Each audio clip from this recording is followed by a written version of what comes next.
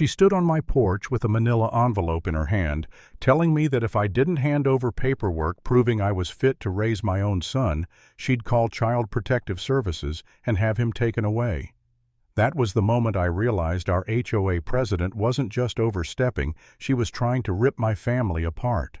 And the scariest part. For a few minutes I actually wondered if she could pull it off. My name's Logan Maddox. After 19 years and 5 deployments as a Navy SEAL, I thought I'd finally earned peace. I bought a house in Waverly Shores with Veterans Land Credit, a quiet lakeside community where my wife Maya and I could raise our newborn. I had a porch swing handmade by my team cedar wood that creaked soft in the wind, a reminder that peace is fragile but worth protecting. We moved in with hope. Within 10 days, the nightmare began. The first violation notice showed up taped to our stroller, apparently leaving infant items in public view wasn't allowed. 2 weeks later, a letter accused us of unauthorized family expansion.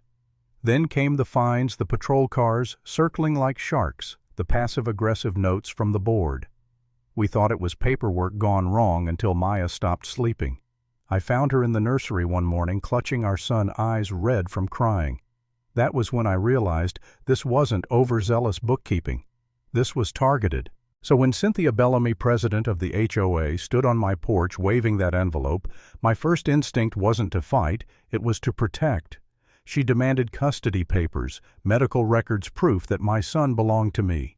I told her flat out the clause she cited had been voided by state law back in 2011. Her smile faltered, but she didn't back off.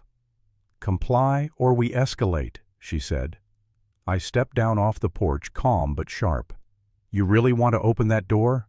File a false CPS report and you'll be answering to federal law." For a second she blinked, adjusted, recalculated, but then she promised it wasn't over. And I believed her.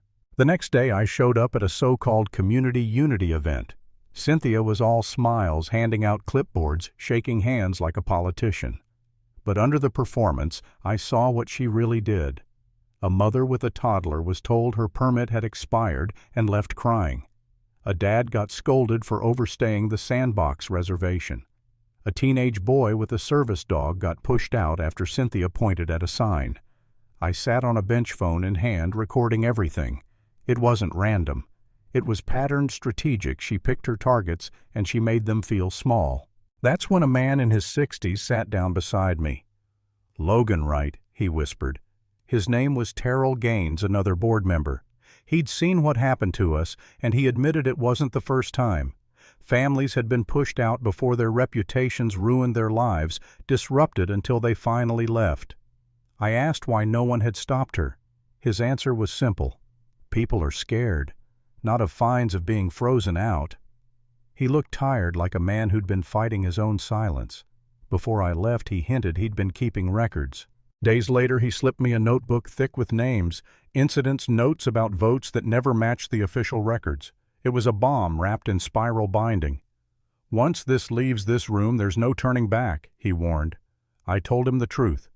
"You have to decide who you are." He slid it across the desk, fingers shaking, and for the first time I felt like I wasn't alone. But Cynthia wasn't slowing down. I got an email claiming my gate camera violated HOA standards, threatening $500 a day in fines. Then came the voicemail.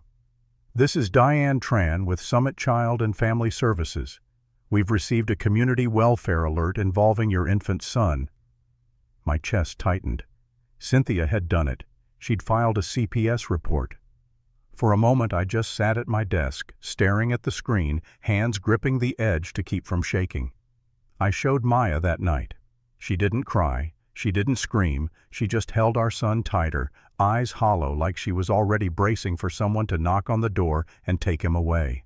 That was my breaking point. I almost believed the only way to protect them was to leave, to keep quiet, to comply. I remember sitting on the porch at midnight asking myself if I was dragging my family into something we couldn't win. Maybe she was right. Maybe she did have the power. That thought ate me alive.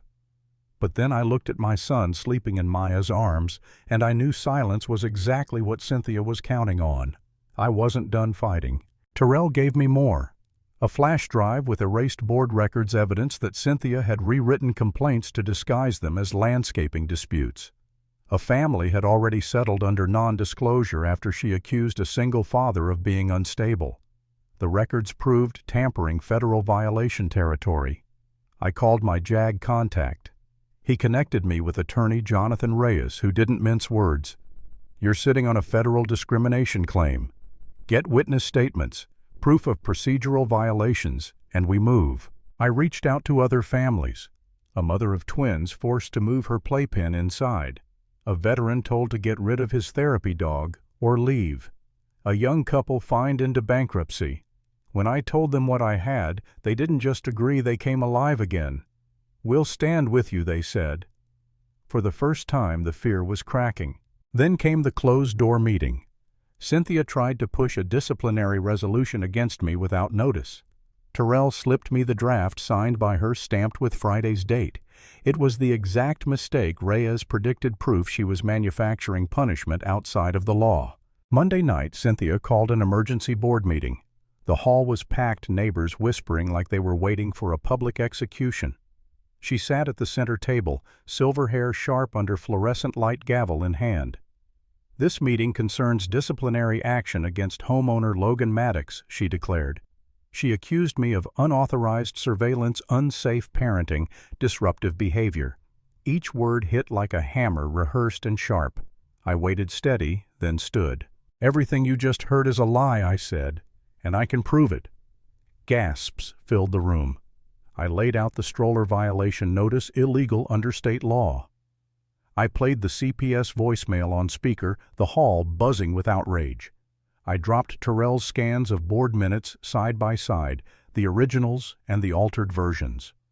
The room fell silent until Terrell himself stood, voice shaking but firm. I was there. I saw the votes. I saw what she deleted. The crowd erupted. Cynthia slammed her gavel, yelling for order, but the sound was swallowed by neighbors shouting, pointing, demanding answers. Then I slid the final page across the table, the draft resolution Cynthia signed in secret. "This is your smoking gun," I said, "and as of this morning the entire file has been submitted to HUD. An investigator has been assigned." The room exploded. Neighbors shouted for her resignation, some even clapped.